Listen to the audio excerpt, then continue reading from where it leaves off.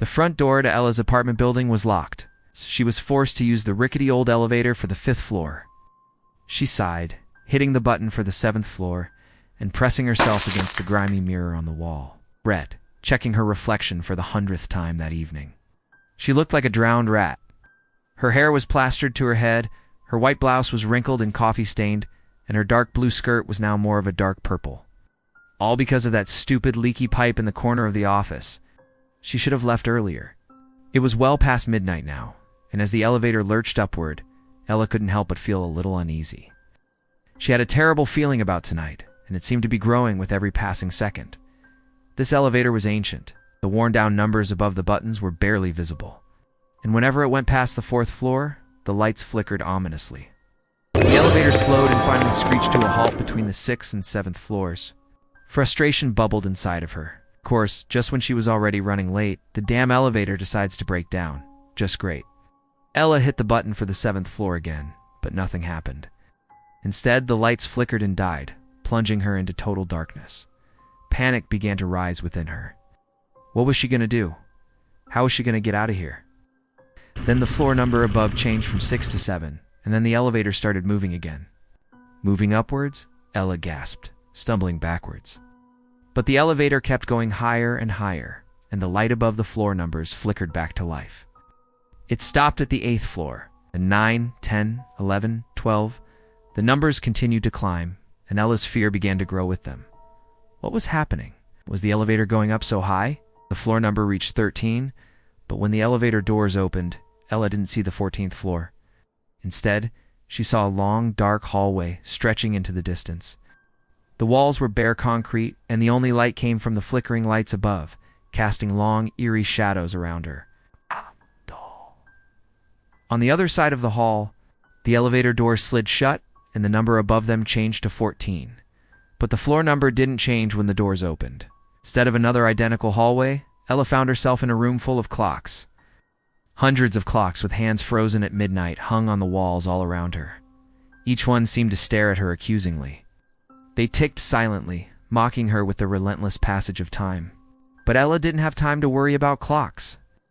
As she turned to leave, her eyes caught sight of a glint of metal in the corner of the room. When she moved closer, she realized it was an elevator. It's the same elevator she had come up in, except now its doors were open and the light above the floor numbers was off, leaving the shaft dark and inviting. Curiosity got the better of her. Had the elevator malfunctioned somehow? Was this another way out of this place? She had no other options. So she stepped into the elevator car. As soon as she did, the floor number above the doors lit up and changed to 15. Then the elevator began to move downward. With a jolt, relief flooded through Ella. Finally, some good news. But her relief was short-lived. As the elevator plummeted lower and lower, the floor numbers kept changing, but they weren't changing in a pattern. They were skipping around erratically. From 15, the elevator dropped to 12, then 8, then 4, then 1. The ascent had taken about 2 minutes, but the descent was much faster. The ride was rough, shaking violently as it fell. The doors slid open, and Ella stumbled out onto what appeared to be a large observation deck. The walls were made of glass and offered a breathtaking view of the city. Or at least they would have if it hadn't been night. And if the windows weren't covered in a thick layer of dust. But even through the dirt, Ella could make out the familiar landmarks of the city. Relief washed over her. If she could get down there, she'd be able to call a cab and go straight home. Just as she approached the railing, a gust of wind suddenly slammed the glass doors behind her, trapping her on the observation deck with no way out. Fear threatened to overwhelm her, but she forced it down. There had to be another exit. Sure enough, around the corner, she spotted a doorway leading out of the structure. Hope surged through her. She was almost free. As she rushed towards the door, a low, guttural voice echoed around her. Going somewhere? Ella froze and slowly turned to face the sound. Standing in the middle of the observation deck was a man, tall and imposing, with sharp features and eyes that glinted dangerously in the darkness. He was dressed in a dark suit, his face obscured by the shadows cast by the brim of his hat. Ella tried to scream, but no sound came out. She struggled to move, but her legs felt heavy as lead. The man took a step towards her, his eyes boring into hers. In a flash, he was upon her, his grip like iron as he grabbed her arm and dragged her away from the door. Terror filled her as he pulled her towards the elevator. "What are you doing?" she cried out, struggling against his grasp. But her words were lost in the darkness. He pushed her roughly into the elevator, and the doors slid shut, trapping them together. The floor number flickered to life, displaying the number 1. Then the elevator began to ascend. As it rose, Ella could hear the man's heavy breathing and the sound of his footsteps. She pressed herself against the back wall, trying to get as far away from him as possible. But there was nowhere to hide in the small space. As the elevator climbed higher and higher, Ella felt a sense of dread wash over her. She knew instinctively that whatever awaited her at the top was not good. The elevator lurched to a halt and the doors slid open. Before her stood a long, dark hallway.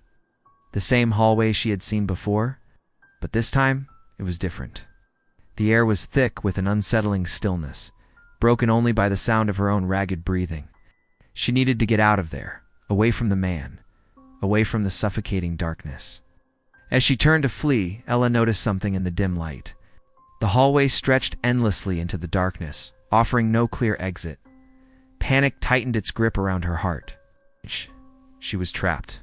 Then she heard the click of the elevator doors closing behind her. Turning, she saw the doors sliding shut, sealing her fate. But the horror on her face vanished as a slow smile spread across her lips. Turning to the hallway, she began to walk forward, her footsteps echoing softly in the oppressive silence.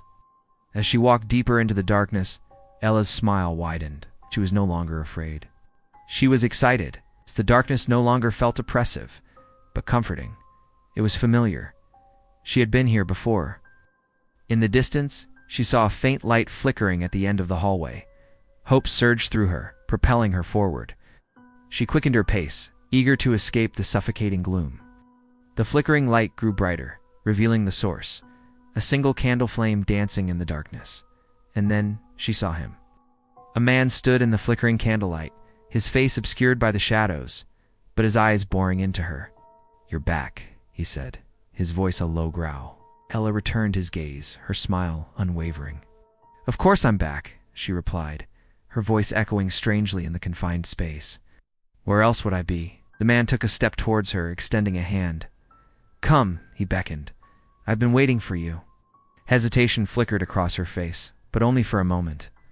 Then she reached out, taking his hand. His grip was surprisingly strong, anchoring her to the spot as his fingers intertwined with hers. She felt a strange sense of recognition, as though their hands were meant to fit together. Together, they turned away from the flickering candlelight and stepped into the darkness. Side by side, they disappeared into the shadows, their forms swallowed by the impenetrable gloom. Suddenly, the candle flame sputtered and died, plunging the space into total darkness. The last vestiges of light vanished. Only silence remained. A silence heavy with anticipation, pregnant with secrets, whispered in the darkness. Then, from the depths of the darkness, a single word echoed, spoken softly, yet filled with an unnerving power. "Welcome," it whispered, "to the basement of the lost."